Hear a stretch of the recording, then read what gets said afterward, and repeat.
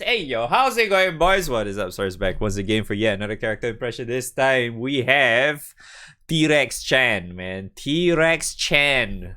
Or Tyra. Yeah, that's her name, right? Alright, so she's finally a playable character. Not sure how this came about. I feel like it originally turned out to be a joke, but here we are. Here we are, man. Tyra is a dark character. She has 1180 HP. 88,000, 8800 attack. She's an attack style character. Her specialty is melee. Alright, she's apparently human. I was kind of thinking it would be something else, but I guess she's human. she's just a big fan of T-Rex, man. To be fair, I haven't read any of the lore for this character, so I have no idea how that came about. Alright, Mighty Dinosaurs Meteoric Rush. Massive dark damage to for one turn cut to Tyra skill cooldowns. Oh no. When Rage of Tyranno is in effect, bonus plane damage. Oh no. Is this an Ogi character? Oh no. Tyranno Roar. 700% dark damage to all foes. Remove one buff. Hit to defense stackable. Okay. Tail Stomp. 8 hit dark damage to all foes. 2 random buffs to caster. Sounds kind of cool. The Evolution. The caster deals triple attacks. 2 hit flurry effect. Damage skills activate twice. Buffs can't be removed. Ends upon taking damage 3 times. Oh. Looks like Fidel's best friend, it seems. Beware of Dino. When a foe uses a special attack, activate Tyranno Roar. Oh, so she gets free Dispel. Free Dispel on counter. Not bad. Look at my babies! Boost to Tyra's attack and CA damage based on the number of main allies. Alright. Sounds very standard, actually. Like a very standard 2023/2024 character, I guess. Wow. Bodysaurus Rex, man. Damn. Fucking plushy. It's an X. Huh. Okay. That looks garbage, but sure. Alright. Let me check the numbers. So Wiki doesn't have it completed yet, so I have to rely on game with. So Ogi is pretty much the same, 450%. Plane damage is 1 million minus 1. Yeah, 1 million minus 1. So it's 999,999. Yep. 6 nines worth of plane damage. Cool. Sure, why not? And then for first skill is 700% is 730,000 damage. Base damage. What's that? Dispel, right? This one Dispel and the dark defense stackable thing is 10% per stack up to 40%. Yep. Okay, then the second skill 8 hits is 90,000 base cap per hit, so that's 90,000 times 8. And then the 2 random buffs to caster. Yeah, supplemental is 20,000. This one is 70%. Yeah, 70% for 30% more damage kind of thing. Yeah, so 70-30 is for this one. Oh, you get 50% echo. Wow. Oh, so she gets the 50% echo. That's quite big, actually, yeah. And then the counter thing. Damn, 50% echo. Pretty big. I mean, evolution is pretty straightforward, right? So I don't think there's numbers for this. You have guaranteed triple. Her normal attacks turns into flurry. And then her damage skills, which is this two, turns into like auto activates again, and then she cannot be dispelled. Yeah, pretty much that.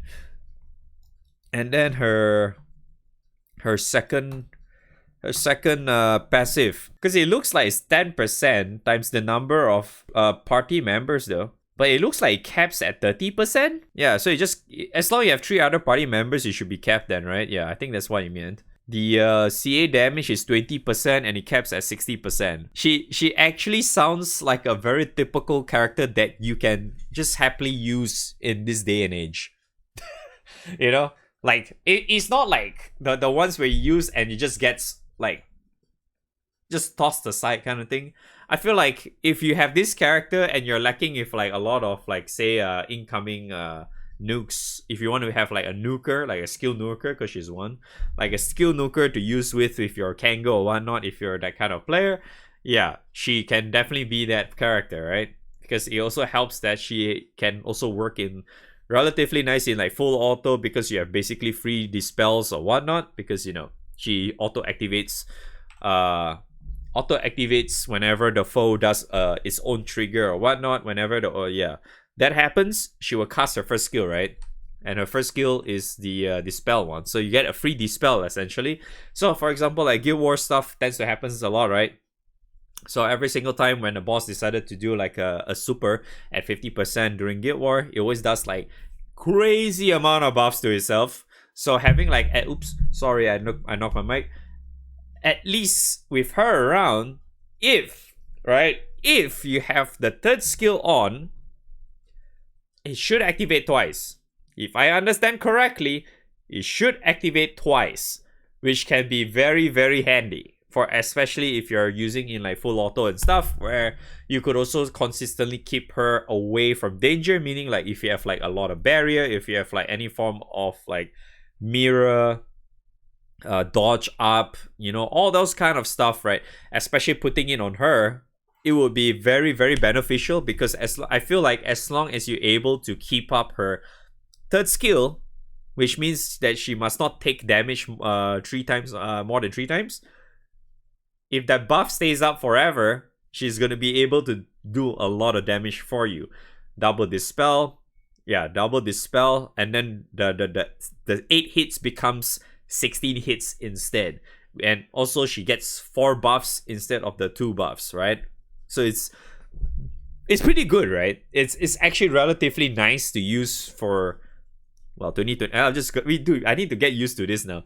In 2024, right? So I feel it's somewhat future proof, especially for like maybe upcoming, say for example, like if you need that kind of this kind of say for example, if you're missing like leech or some shit, for example, right? You're missing that that OP character for dark or some shit, right? For example, you just needed some extra damage. She can't be that, because she scales very heavily on skill damage.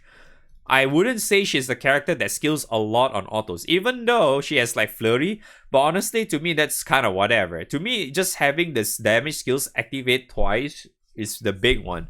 And then you will definitely want to Ogi a lot in order for you to reset this, because this goes down to 7 turns. Yeah, it goes down to 7 turns, right? And then you need to Ogi in order for you to reduce the skill cooldown. So yeah, you gotta be an Ogi enjoyer to really fully make her really strong. That's not to mention if you also have Fidel, right? Because Fidel has the thing where she gives you insane barrier, right? That's because it's like 10k barrier, which is super huge, and you can reset it every time you do Fatal Chain.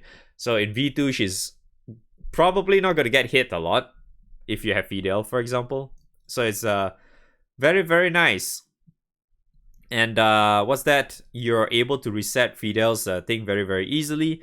And you're also able to just spam all these nukes like crazy if you're able to Ogi. And not to mention, I didn't really post this up on my YouTube. I probably should.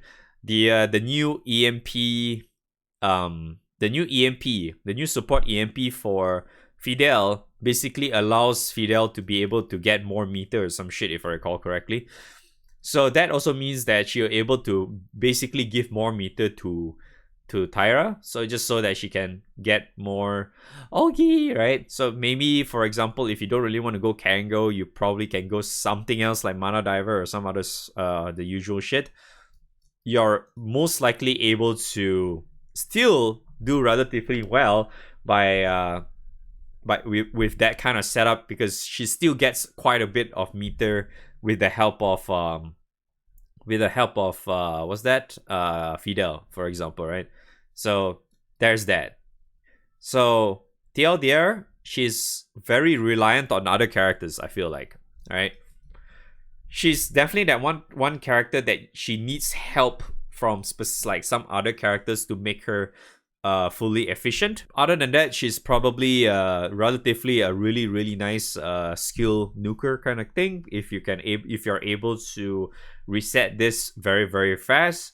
But other than that, I think she's just, I don't know, I guess you can just use her for OTK, I guess. Yeah, I mean, she has an auto nuke, right? Because of this, but you need, the only way to really fully make use of her in OTK, in EX Plus for Guild War or whatever, you need to at least do enough damage for the boss to do a special attack.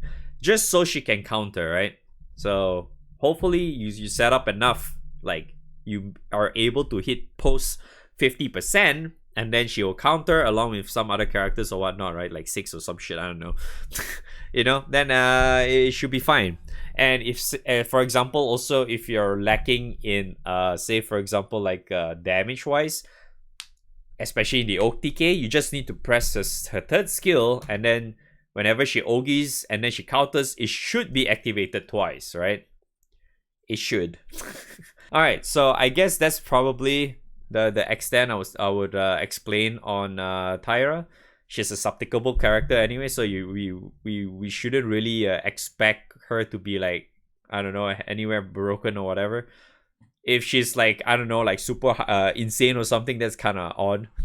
She's not water Zeta tier or anything, unfortunately, but it's okay. Yeah, overall she's okay. But before I end this one, let me see what's her EMP though. So for her, she has 2 crits, 1 skill cap, 1 CA cap, 2 defense, 1 HP. So for obvious reasons, for full auto, you definitely want that.